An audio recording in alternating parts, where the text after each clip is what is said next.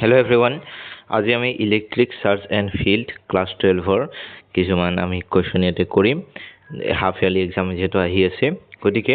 তোমালোকে ভালকে চাই যাবা মই কুৱেশ্যনবিলাকৰ এনসাৰ তোমালোকক এতে ধুনীয়াকৈ লিখি বুজাম এতিয়া প্ৰথম কুৱেশ্যনটো আছে আমাৰ ইয়াতে two charges each 1 coulomb are at a distance of 1 centimeter apart in vacuum the force between them অর্থাৎ ইয়াতে কি হৈছে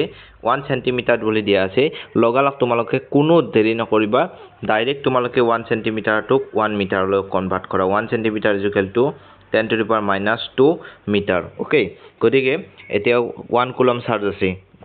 দুটা 1 coulomb চাৰ্জ আছে গতিকে ফোর্স টো উলিয়াব লাগে এটা ফোর্স টো হ'ব F is equal to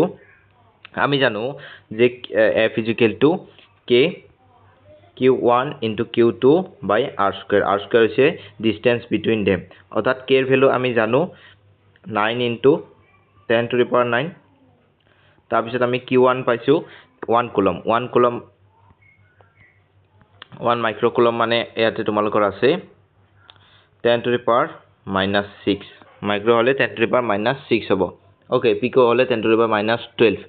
গতিকে মাইক্রো যে আছে তোমালোকে পাইছা যে মাইক্রো ফেরাডো থাকে 10 to the power minus 6 লব লাগে এটা 10 to the power minus 6 into 10 to the power minus 6 আমি এতে কুলম স্কয়ার লিখিব পাৰো বা কুলম স্কয়াৰ নিলিখিলেও তোমালোকে এতে ডাইৰেক্ট এনেকৈ ৰাখি থব পাৰা এটো হৈ যাব তোমালোকৰ 6 এতে তোমালোকৰ ইয়াতে r স্কয়াৰ মানে হৈছে তোমালোকৰ 1 10 to the power minus 2 আমি হোল স্কয়াৰ কৰিলে কিমান পাম 10 to the power minus 4 okay গতিকে এইটো তোমালোকে লিখি দিয়া 10 to the power minus 4 গতিকে এইটো যদি আমি কৰো এইটো আমি পাম ওপৰত থাকিল 9 এতিয়া 9 টো 9 এ থাকিব 9 into ওপৰত আমাৰ সংখ্যা কাটাৰ ঘাত কেটা চোৱা 10 ৰ ইফালে থাকিলে 9 আৰু এইফালে তোমালোকৰ 6 আৰু মই হাইলাইট কৰি দেখাই দিছো 6 আৰু 6 minus 6 এটো 12 হৈ যাব অৰ্থাৎ 9 ৰ পৰা আমাৰ 6 গলে আমাৰ কিমান থাকিব মই এতে লিখি দিছো 10 to the power minus 3 10 to the power minus 3 into 10 to the power 4 টো থাকিব 4 টো তোমালকে ওপৰলৈ নিলে minus 4 টো plus 4 হৈ যাব গতিকে এইটো আমি যদি চাও তোমালক মই ইয়াতে ফাইনাল আনসাৰটো লিখি দিছো কলা চিয়াহিৰে 9 into 10 to the power এইটো minus 3 plus 4 অৰ্থাৎ plus 1 হ'ব অৰ্থাৎ 90 নিউটন তোমালোকৰ এতে ফোৰ্স পাই গৈছা তোমালোকে এইটো হৈ যাব আনসাৰ ওকে 100% ক্লিয়াৰ হোৱা বুলি মই আশাবাদী নেক্সট আমি কোৱেশ্যনলৈ যাও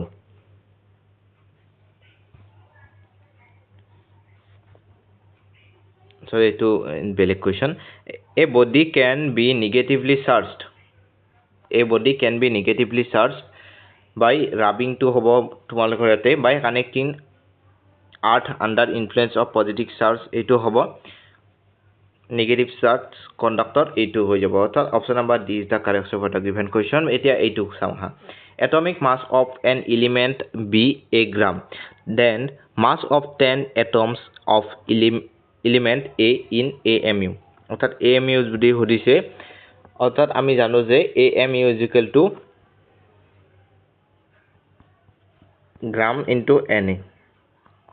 এইটো আমাৰ amu হৈ যাব আমি সলভ কৰো এটা যদি চাও আমি অর্থাৎ a গ্রাম অর্থাৎ na atom has mass a gram অর্থাৎ 1 atom has mass a by na okay next আমার 10 atom হতে কারণে হদিছে 10 atom is equal to হৈ যাব 10 a by na ইয়াতে তোমালোকৰ গণ্ডগোলটো লাগিব ইয়াতে তোমালোকে যদি ভাবিছা ডি নাম্বাৰ অপচনটো কারেক্ট হ'ব then it will be your failure অর্থাৎ ডি নাম্বাৰ তো কাৰেক্ট নহব ইয়াতে আমাৰ গ্ৰামত আহিছে গ্ৰামটোক আমি amu যদি নিব লাগে অৰ্থাৎ গ্ৰামটোক যদি আমি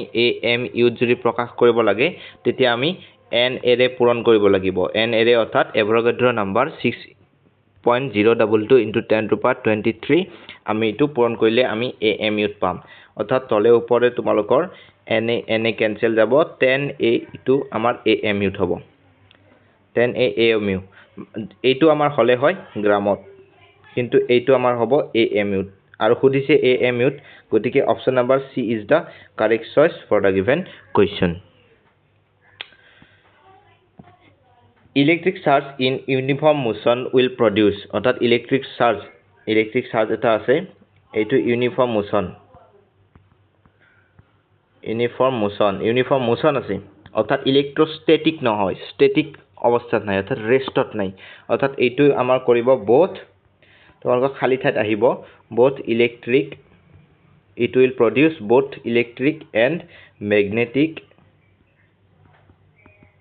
field তোমালোকে পঢ়িবা মুভিং চাৰ্জ এণ্ড মেগনেটিজম এই চেপ্টাৰটো আমাৰ মুভেবল চাৰ্জৰ ক্ষেত্ৰতে প্ৰযোজ্য আমাৰ কথাবিলাক থাকে বা কাৰেণ্ট ইলেক্ট্ৰিচিটিত থাকে বা ইলেক্ট্ৰষ্টেটিক যিটো চেপ্টাৰ আছে সেই চেপ্টাৰটোত আমাৰ সেই ইউনিটটোত চাৰ্জটোক ৰেষ্ট হিচাপে লোৱা হয় ওকে নেক্সট আমাৰ আছে number of electron in 1 coulomb of charge will be অৰ্থাৎ 1 কুলমত সুধিছে নাম্বাৰ অফ ইলেক্ট্ৰন আমি সূত্ৰ জানো যে q =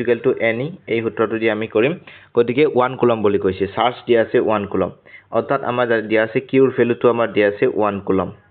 এটা ইলেক্ট্ৰনৰ ভ্যালুটো লাগে e ৰ ভ্যালু আমি জানো 1.6 × 10⁻⁻19 ওকে গতিকে এইফালে আমি চাম 1 কুলম = আমাৰ n টো থাকিব নাম্বাৰ অফ ইলেক্ট্ৰন গতিকে e ৰ ভ্যালুটো আমি পুট কৰি দিম 1.6 × 10⁻⁻19 এটা n ৰ ভ্যালুটো আমি পাম 1/1.6 × 10⁻⁻19 এইফালে তুমি চোৱা যে 10⁻⁻19 টো সেইফালে গলে প্লাস হ'ব আৰু 1.6 হৈ গল এতিয়া আমি যদি চাও এইফালে তুমি ইটো 16 কৰি লোৱা আৰু ইটো 10 × 10⁻18 কৰি লোৱা ওকে এইটো কৰিলে আমাৰ ওপৰে তলে ঠিকে থাকিব এমাউন্ট অফ 10 ৰ তোমালোকৰ ঠিকে থাকিব এটা আমি তলফালে দশমিক গুচালো ওপৰ ফালে এটা দিলে 20 টা হ'ব 20 টাৰ পৰা আমি দুটা এক্সট্ৰাক্ট কৰি 18 বুলি লিখিছো গতিকে এইটো হ'ব 6.25 × 10⁻18 এইটো আমাৰ ক্লাস 10 তো পোৱা যায় গতিকে এইটো একো ডাঙৰ কথা নহয় তোমালোকে এইটো ইলেক্ট্ৰনছ এইটো তোমালোকে মনতে ৰাখি থব পাৰা বহু ক্ষেত্ৰত হেল্প হৈ যাব বা সময় বাচাব Next question আছে plus 2q and 6 coulomb and 2 coulomb two charges are repelling each other অর্থাৎ যেহেতু পজিটিভ আছে 2 কুলম আৰু 6 কুলম পজিটিভ আছে পজিটিভে সদায় ৰিপেল কৰিব নেগেটিভ পজিটিভে বা পজিটিভ নেগেটিভে এট্ৰাক্ট কৰিব ওকে বা নেগেটিভেও কিন্তু ৰিপেল কৰিব উইথ এ ফোৰ্স ৰিপেলিং কৰি আছে 12 নিউটনৰে অৰ্থাৎ আমি লিখিব পাৰো কে q1 ৰ ভ্যালু হ'ব 2 q2 ৰ ভ্যালু হ'ব 6 আৰু আমি ডিসটেন্সটো x বুলি মানিছো x² = 12 এটা আমাৰ ফাৰ্স্ট ইকুৱেচন অৰ্থাৎ আমি লিখিব পাৰো যে k * 12 / x² = 12 অৰ্থাৎ 12 এইফালে যদি কেনসেল যায় আমি লিখিব পাৰো k / x² = 1 ওকে ক্লিয়াৰ এইটো বেলেগ পাৰ্ট এইটো তোমালোকে বেলেগ পাৰ্ট এটা if each charge given to -2 coulomb charge then new force will be অর্থাৎ -2 coulomb charge যদি আমি +2 coulomb দেউ এতিয়া যদি +2 coulomb লগত যদি আমি -2 coulomb charge দি দেউ তেতিয়া এইটো আমাৰ 0 হৈ যাব আৰু যদি আমি চাও 0 টো অলপ ভালকে লিখি দিছো 0 হৈ যাব আৰু +6 coulomb যদি আমি -2 coulomb দেউ তেতিয়া আমাৰ তো 4 coulomb হৈ যাব আলটিমেটলি যদি আমি চাও it will be 0 কাৰণ force = k q1 ৰ ভ্যালু হ'ব 0 আৰু q2 ৰ ভ্যালু হ'ব 4 কুলম আৰু ডিসটেন্সটো মই x² বুলি লিখিছো যেহেতু ডিসটেন্সটো ইয়াতে প্ৰায় সেম বুলি ধৰা হৈছে গতিকে এই ওপৰ ফালটো 0 হৈ যাব তলত থাকিব x² অৰ্থাৎ 0/x² অৰ্থাৎ k টো তোমালোকে লিখা k টো লিখা নিলিখা একে কথা অৰ্থাৎ 0 / any নাম্বাৰ তোমালোকৰ এটো হ'ব আমাৰ 0 ওকে গতিকে নিউ ফোৰ্স উইল বি 0 আশা কৰো তোমালোক সকলোৱে বুজি পাইছা কোৱেশ্চনখিনি কেনে লাগিলে তোমালোকে কমেন্ট বক্সত জনাবা পৰৱৰ্তী সময়ত আমি পাৰ্ট 2 লৈ আহিম যত আমি ইলেক্ট্ৰিক চাৰ্জৰ বিষয়ে এতটো পাতিলো নেক্সট আমি পাৰ্ট 2ত ইলেক্ট্ৰিক ফিল্ডৰ বিষয়ে অলপমান পাতিম ইলেক্ট্ৰিক ফিল্ডৰ ফোৰ্স উলিওৱা আটাইখিনি আমি ডাইপোলৰ কথা আমি ধুনিয়াকৈ পাতিবলৈ চেষ্টা কৰিম অৰ্থাৎ F = QE এই সূত্ৰটোটো আমি অংক কৰিবলগীয়া আছে গতিকে আমি কৰিম নেক্সট পাৰ্টলৈ তোমালোকে অপেক্ষা কৰা বা কাৰেন্ট ইলেক্ট্ৰিচিটি আমি এইবিলাক মুঠতে হাফ ইয়াৰলি সিলেবাস কিনে আমি ইয়াতে অলপ কৰি থাকিম থ্যাংক ইউ সো মাচ পৰম্পৰাটো ৰাখিব লাগে গতিকে থ্যাংক ইউ টু তোমালোকৰ মই লিখি দিও এতে thank you so much Thank you so much.